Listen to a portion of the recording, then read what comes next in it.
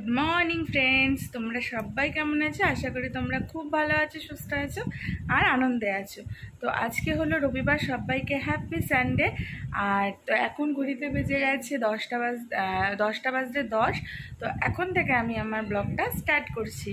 তো সকালবেলা দেখলে আমি ছেলের জন্য সুজি করে নিয়েছি, আর আমি নিয়েছি কালকে যেহেতু রাত্রিবেলা তালের বড়া করেছিলাম আবার, তো সেটা শেয়ার করিনি, যেহেতু আগের ব্লগে শেয়ার করেছি তাই আর শেয়ার করিনি। তো এখন আমার হাজব্যান্ড তো নাইট শিফট ছিল, মানে ওর হলো গতকাল থেকে নাইট স্টার্ট হয়েছে। তো ও তালের বড়া খেয়ে শুয়ে পড়েছে এখন, মানে ঘুম দিচ্ছে। আর আমি এখন তালের বড়া নিয়ে বসে পড়েছি আর ছেলেকে সুজি খাওয়াবো। তো সুজি খাইয়ে আমি তালের বড়া খেয়ে আমাদের ব্রেকফাস্টটা সারা হয়ে যাবে। আর তো চলো আর বেশি বকবক না করে ছেলেটাকে খাওয়ানো শুরু করি, ততক্ষণে দেখতে থাকো। তো ছেলেকে সুজি খাওয়ানো কমপ্লিট, আমারও মানে ব্রেকফাস্ট করা কমপ্লিট। আর আকাশটা এত সুন্দর লাগছে, আমি দেখাতে পারছি না কেননা সামনে জামা কাপড় মেলা আছে, তাই দেখাতে পারছি না। যেন একদম চতুর্দিকে আর সবার ভিডিও দেখছি, বিশেষ করে সঙ্গীতা অভিজিতের ভিডিওটা দেখছি। হ্যাঁ, তো ওইখানে মানে পুজো হচ্ছে দেখছি, মানে কালী পুজো হচ্ছে, গণেশ পুজো হচ্ছে, একটা যেন পুজো পুজো গন্ধ চলে এসছে। হ্যাঁ, মানে মনটা কেমন আনচান করছে। আমার এখনও পুজোর শপিং করা শুরুই হয়নি, তার মধ্যে ঘর যা মানে ঘর ট্রান্সফারের এই একটা হেডেক মাথার মধ্যে। যত দিন এগোচ্ছে তত মানে টেনশন হচ্ছে এত, যে কি করে কিভাবে মানে মাল কবে নেব, কবে গুছাবো, মানে আর মাথায় কোনো কাজ করছে না। তবে আশা রাখছি 25 তারিখের আগেই হয়তো চলে যাব। হ্যাঁ, তো টেনশন তো হচ্ছেই একটা মনের মধ্যে। হ্যাঁ, তারপরে পুজোর শপিং আছে, কবে যে কি করব। পুজো তো চলে এলো, সবার শপিংও শুরু হয়ে গেল, আর এদিকে আমি এখনও কিচ্ছু করে উঠতে পারলাম না। আর জানো তো, যবে থেকে ঘর চেঞ্জের ব্যাপারটা হচ্ছে না, তবে থেকে না একটু ঘর দৌড় আর গুছাতে ইচ্ছে করছে না। আমার মনে হচ্ছে আর গুছিয়ে কী হবে, সেই তো আবার বোচকা বেঁধে আবার নিয়ে যেতে হবে ওই বাড়ি, তখন তো আবার গোছাতে হবে। এই ভেবে আর কোনো জামা কাপড় আর গোছানো হচ্ছে না, মানে কোনো কিছু চতুর্দিকে অগোছালো। দেখো টেবিলের অবস্থা, দেখো টেবিল সব অগোছালো, যে আর তো বেশি দিন নেই, দূর থাক, এরকম করে রেখে দিচ্ছি। তো চলো, আর 10:30 বেজে গেছে, এবার রান্নাবান্নায় হাত দিই। আর এখানে আমার ছেলে এই যে আমার পেছনে সমানে দুটো দিয়ে যাচ্ছে জানো। হ্যাঁ, দেখো এখনো কেমন বসে আছি, ল্যাপ খাচ্ছি। মানে রান্না করতে না একদম ভালো লাগছে না, কি জানি কি হয়েছে, রান্না করার এত অবস্থা চলে আসছে। তো চলো এবার আমি রান্নায় হাত দিই। আর এদিকে ছেলেটা বারবার ওর বাবার কাছে চলে যাচ্ছে, আর আমাকে না এরপরে মানে বকা খেতে হবে ওর বাবার কাছে। কি করবো বলো, বারবার চলে যাচ্ছে আর ওখানে গিয়েই আওয়াজ করছে। তো এবার আমি রান্না বান্না করি। এই টাইমটা আসলে বললাম না ঘুম পায় আর ভালো লাগে না। এখনো দেখো এই বাটিগুলো তুলিনি, এই বাটিগুলো তুলছি, তুলে গিয়ে রান্না করবো।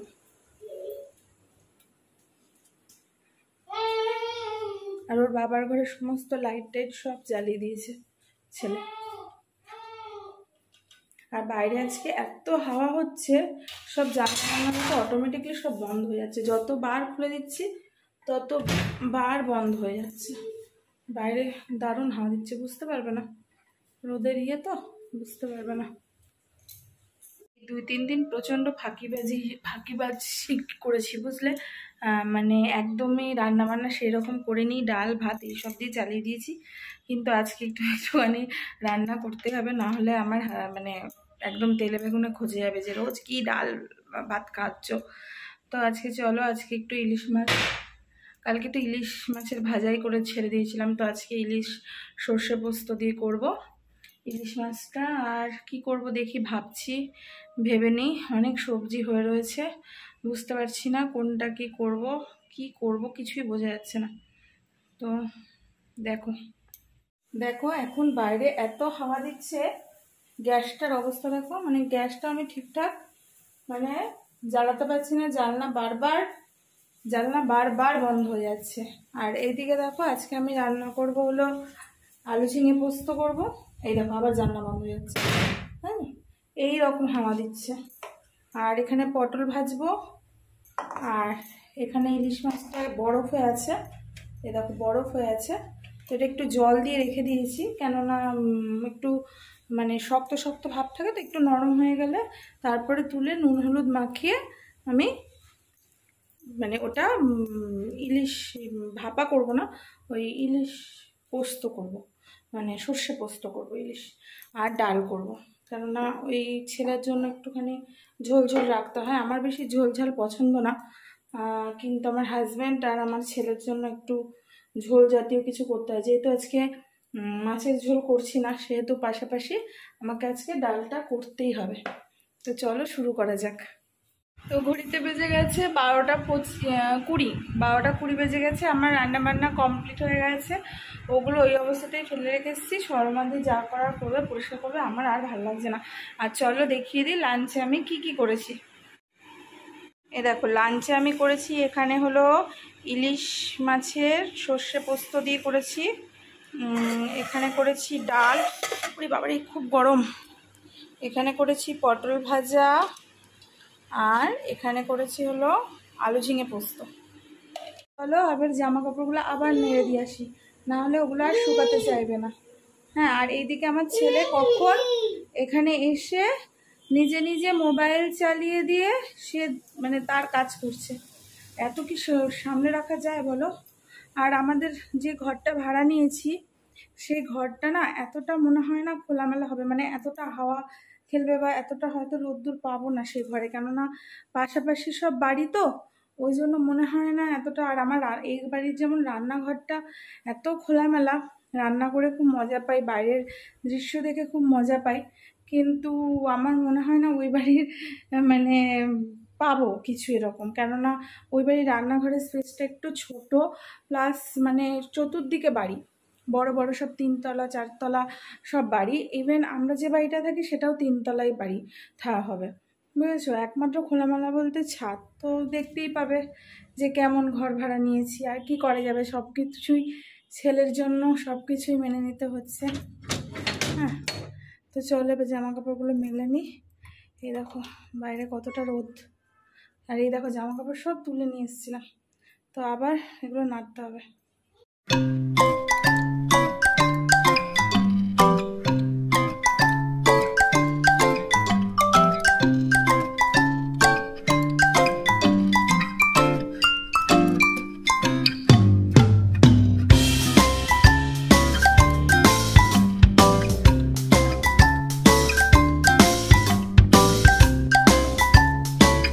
আর এইদিকে দেখো আমার সেই ছোট্ট তুলসী গাছটা এতটা বড় হয়ে গেছে, কিন্তু এত রোদের জন্য আর গোড়ায় জলও শুকিয়ে গেছে। তো তুলসী গাছটা একটু জল দিয়ে দিই, না হলে না বাঁচবে না এত রোদে। আমরাই পাগল পাগল হচ্ছি, আর এরা তো গাছ। তো একটু গোড়ায় জল দিয়ে দিই, একদম শুকিয়ে গেছে, খেয়াল করিনি। তো একদম ছোট্ট লাগিয়েছিলাম, ভাবিনি যে বাঁচবে। এটা কিন্তু রাম তুলসী, আর এই বাড়িতে না প্রচুর রাম তুলসী গাছ। তো একটু জলটা ভরে নিয়ে দেখো বোতল নিয়ে নিয়েছি, অ্যাকোয়াগার্ডের জল দেবো। তো এই দেখো 1 বোতল জল দিয়ে নিয়েছি, এটাতেই হয়ে যাবে। ভাগ্যিস খেয়াল করেছিলাম, না না গাছটা পুরো মরে যেত।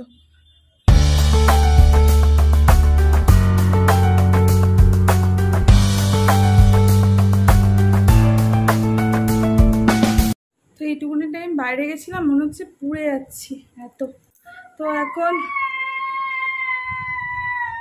মুরগি ডাকছে, দেখেছো? তো এখন এই দেখো ছেলের জন্য লেবুর রস নিয়ে এসেছি, এই দেখো ওর জন্য লেবুর রস নিয়ে এসেছি, ওকে খাওয়াবো। আর 12:40 হয়ে গেছে, আর এই দেখো একটু কোল্ড ড্রিঙ্কস খাবো, গরম হয়ে গেছে। এতক্ষণ বাইরে সমস্ত মেলে টেলে দিয়ে আসলাম না, অনেকক্ষণই বাইরে বের করে রেখেছিলাম, তার মধ্যে রেখে দিই, তারপর বাইরে মেলতে টেলতে গেছি, গরম হয়ে গেছে মোটামুটি। তো চলো ছেলেকে খাইয়ে নিই। তো গুড ইভিনিং ফ্রেন্ডস, আমি আবারও চলে এসেছি। সারাদিন এত খাটাখাটনির পর ঘুমিয়ে পড়েছিলাম অবশেষে, আর এখন নিয়ে চলে এসেছি টিফিনের মানে সন্ধ্যের যে টিফিনটা হয়। তো সন্ধ্যের টিফিনে কি নিয়ে বসেছি, এই দেখো চা, আমার হাজব্যান্ডের, এখানে ছেলের ডিমের অমলেট করেছি, আর এখানে নিয়ে নিয়েছি তালের বড়া। এটা সন্ধ্যের টিফিন করবো, তারপরে টুকটুক টুকটুক করে ধীরে ধীরে ধীরে ধীরে কাজে হাত দেবার। আজকে সারাদিন এত সুন্দর হাওয়া দিচ্ছে বলার বাইরে, খুব সুন্দর হাওয়া দিচ্ছে। বৃষ্টি হয়নি, কিন্তু মানে ঝোড়ো হাওয়া যাকে বলে সেই রকম হাওয়া দিচ্ছে, মানে মানে সেই অস্বস্তিকর পরিবেশটা না, প্রচণ্ড হাওয়া, মানে রোদ উঠলেও প্রচণ্ড হাওয়া, মেঘলা হলেও প্রচণ্ড হাওয়া দিচ্ছে, মানে হাঁটতে মানে কোথাও ঝড় বৃষ্টি বা কিছু হচ্ছে, যার জন্য এরকম হাওয়াটা দিচ্ছে। তো এই দেখো জামার পাহাড়, দেখতেই পেলে জামার পাহাড় জমে গেছে। এই কদিন গুছাইনি, তা ভাবলাম যে গুছিয়েই নিই, কেননা যত জমবে তত বেশি মানে পাহাড়টাও তো বড় হবে, দেখতেও ভালো লাগছে না, সোফার মধ্যে একদম মানে বিচ্ছিরি হয়ে রয়েছে, সোফায় বসা যাচ্ছে না। আর এখানে জামা জড়ো হওয়া মানে আমার আলমারি আস্তে আস্তে ফাঁকা হয়ে যাচ্ছে, মানে আলমারি থেকে পরাচ্ছি, পরিয়ে পরিয়ে সব কাচা হচ্ছে আর এখানে জড়ো হচ্ছে। তো এগুলো গুছিয়ে নিই, চলো আর মানে বক বক করবো না। আর ওইদিকে দিলীপ ছেলেকে নিয়ে একটুখানি বেরোচ্ছে বাইরে, কেননা ওকে একটুখানি বিকালবেলা না ঘুরতে নিয়ে গেলে হয় না, তো ও একটু বেরোচ্ছে, আমি আর বেরোলাম না। ও যদি 7টা নাগাদ বেরোতো তাহলে হয়তো বেরোতাম আমি, কিন্তু ও এখন ঘড়িতে 7:30 বেজে গেছে, আর আমাকে ওর রাতের খাবারটা করতে হবে, মানে নাইট শিফটের যে খাবারটা আছে সেটা করতে হবে। আর তো চলো, আর নেক্সট ভিডিও আমার ইচ্ছা আছে যে আমার এই বাড়ির যে হোম ট্যুরটা সেটা করার, তো যাওয়ার আগে অবশ্যই সেটা তোমাদের সঙ্গে শেয়ার করব। তো এখন আর বেশি কথা না বাড়িয়ে আমি এই জামা কাপড়টা গুছিয়ে নিই, একটু ঘর দুয়ারগুলো একটু গুছিয়ে নিই।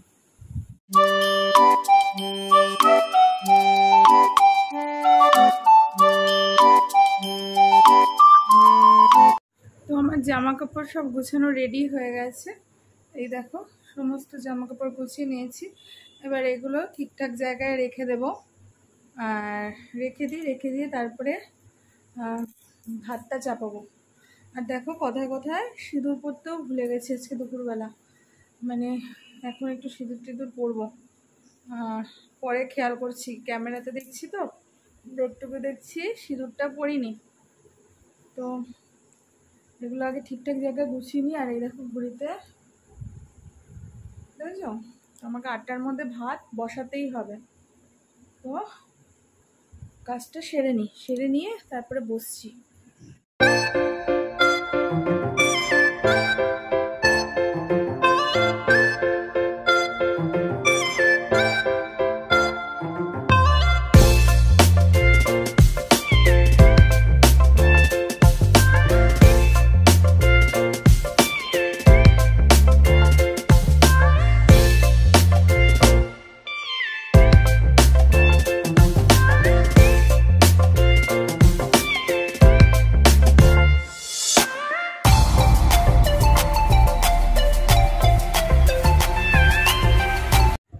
দেখলেই যে ভাত চাপিয়ে এলাম, জামা কাপড়গুলো গুছিয়ে ঠিকঠাক জায়গায় করে এলাম, আর এইমাত্র আমার ছেলে বাইরে থেকে আসলো, আর আমার হাজব্যান্ড মানে দিলীপ হলো পেটি কিনতে গেছিলো, তো ছেলেকে নিয়ে যেহেতু বেরিয়েছিল ও আনতে পারেনি পেটিগুলো, তো পেটিগুলো ও আনছে, আবার গেছে, আবার গিয়ে পেটিগুলো আনতে গেছে আবার। তো পেটিগুলো আনা হয়ে গেলেই আমি আস্তে আস্তে গোছানো গাটে শুরু করে দেবো, কেননা দিন তো আর আস্তে আস্তে এগোচ্ছে। আর এদিকে আমার ছেলে হাত স্যানিটাইজ করছে, সারাক্ষণ হাত স্যানিটাইজ করতে থাকে, কিন্তু এত স্যানিটাইজার দেওয়া ভালো না। ওই দেখো এখনকার বাচ্চারা আর কিছু জানুক চাই না জানুক, এই জিনিসটার অন্তত ব্যবহার এরা শিখে গেছে। হ্যাঁ, তো এখন ওই সকালবেলা যে সমস্ত জামা কাপড়গুলো মানে শুকায়নি, সেই সমস্ত জামা কাপড়গুলো রোদে বলছি, সরি, ওই একটুখানি বারান্দায় মেলে দেবো। আর তোমাদেরকে আর একটা জিনিস দেখাই, সেটা হলো আমার হাজব্যান্ডের 1 সেপ্টেম্বর অফিসিয়ালি বার্থডে ছিল, অফিসিয়ালি, হ্যাঁ, আর আনঅফিসিয়ালিটা সেটা তোমাদের সঙ্গে পরে, মানে আসল যে বার্থডেটা সেটা তোমাদের সঙ্গে পরেই বলবো, তা আগে থেকে বলবো না কবে আমার হাজব্যান্ডের বার্থডে আসল। তো ওদের অফিস থেকে প্রত্যেকবারই কিছু না কিছু গিফট করে, একবার যেমন করেছিল পাওয়ার ব্যাংক, গত বছর করেছিল একটা সাউন্ড সিস্টেম, বিশাল বড় খুব সুন্দর সাউন্ড সিস্টেমটা, ওটা এখন বর্তমানে আমার বাপের বাড়িতে আছে, তাই দেখাতে পাচ্ছি না, মানে বাজালে একদম ঘর মানে মম করে, মানে এতটাই সাউন্ড। তো ওটা আমার আব্বাকে একটু দিয়েছি যে একটু যাতে গান টান শোনে, তো ওই বাড়িতে গেলে হয়তো নিয়ে আসবো শোনার জন্য। আর আমাদের যেহেতু হোম থিয়েটার আছে আর কম্পিউটার আছে, ওই জন্য আমরা আর মানে ওইটা দিয়েছিলাম, কিন্তু ওটা ওখানেও ওরকমভাবেই পড়ে রয়েছে, ওই জন্য নিয়ে আসবো। আর আমার এবারের বার্থডেতে এদের অফিস থেকে দিয়েছে এই যে এই ব্যাগটা, ল্যাপটপ ব্যাগ, মানে একদম ওয়াটারপ্রুফ। এটার প্রত্যেকবারই দামি কিছু না কিছু দেয়। আর এইদিকে ছেলেটা ওইদিকে মানে সেই উপরে চার্জ দিয়েছিলাম ফোনকে, সেখানে উঠে ও মানে ফোনটা খুলে নিয়ে কার্টুন চালিয়ে দিয়েছে, এত মানে বদমাইশ হয়ে গেছে। এবার মোবাইলগুলোতে মানে ওই নাম্বার দিয়ে প্যাটার্ন লক করে দিতে হবে, না হলে ও না এমনি প্লেন লকগুলো খুলে দিচ্ছে ফোনে। তো এই ব্যাগটা হলো খুব ভালো ব্যাগ, ওয়াটারপ্রুফ ব্যাগ। তো এটার দাম এখানে লেখা আছে 1399 টাকা।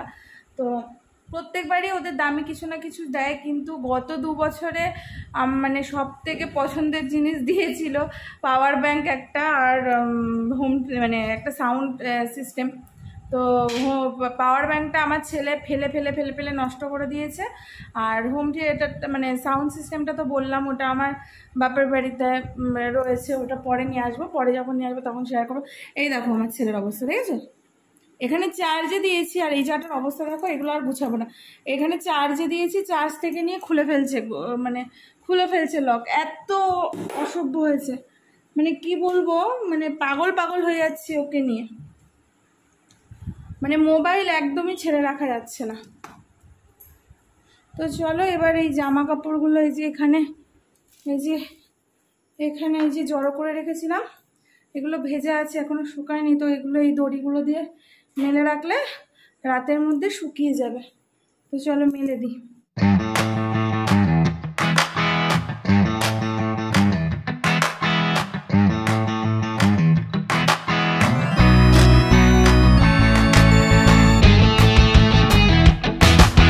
চলো আর বেশি বক বক করবো না, এদিকে ছেলে প্রচণ্ড জ্বালাচ্ছে, মানে যত বড় হচ্ছে তত জ্বালাতন বেড়ে যাচ্ছে। এদিকে ছেলে তার বাবা চলে গেছে বলে আবার কান্নাকাটি শুরু করেছে।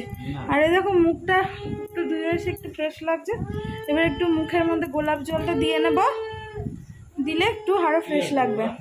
আর ভিডিওটা বড় করব না, এখানেই আমি শেষ করব।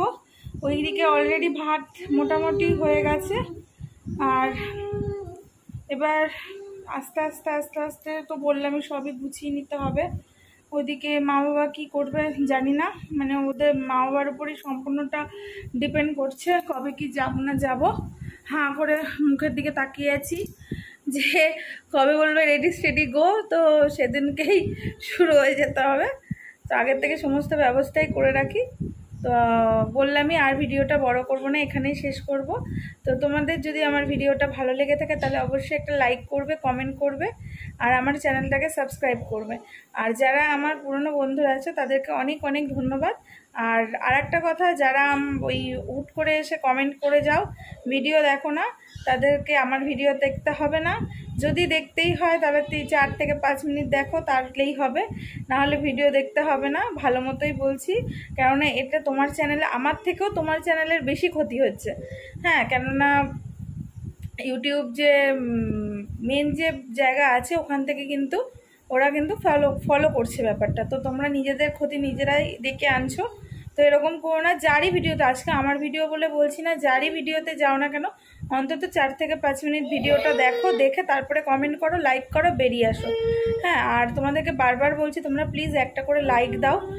ভিডিও দেখছো আর লাইক দিচ্ছ না। আর আরেকটা জিনিস অবাক হচ্ছি, আমার 81% লোক আমার চ্যানেলটাকে সাবস্ক্রাইব করেছে, আর 36% লোক এখনও আমার চ্যানেলটাকে সাবস্ক্রাইব করেনি, কিন্তু আমার ভিডিওটা দেখছে। তো তাদের উদ্দেশ্যে বলছি, কিছু না ভেবে প্লিজ তোমরা পাশের ওই লাল বাটনটাকে, যখন আমার ভিডিওগুলো তোমরা দেখছোই, প্লিজ তোমরা পাশের ওই লাল বাটনটাকে প্রেস করে দাও, আর বেল আইকনটা অল করে দাও। যদি তোমাদের আমার ভিডিওগুলো ভালো লেগে থাকে তাহলে অবশ্যই এটা করো। ভয় পেও না, এটাতে কোনো পয়সা লাগে না, কারণ জানি অনেকেই ভাবছো হয়তো পয়সা লাগবে এটাতে, কিন্তু একদমই এটাতে কোনো পয়সা লাগে না। তো প্লিজ এগুলো বললাম বলে কিছু মনে করো না। তো আজকের মতো বাই বাই।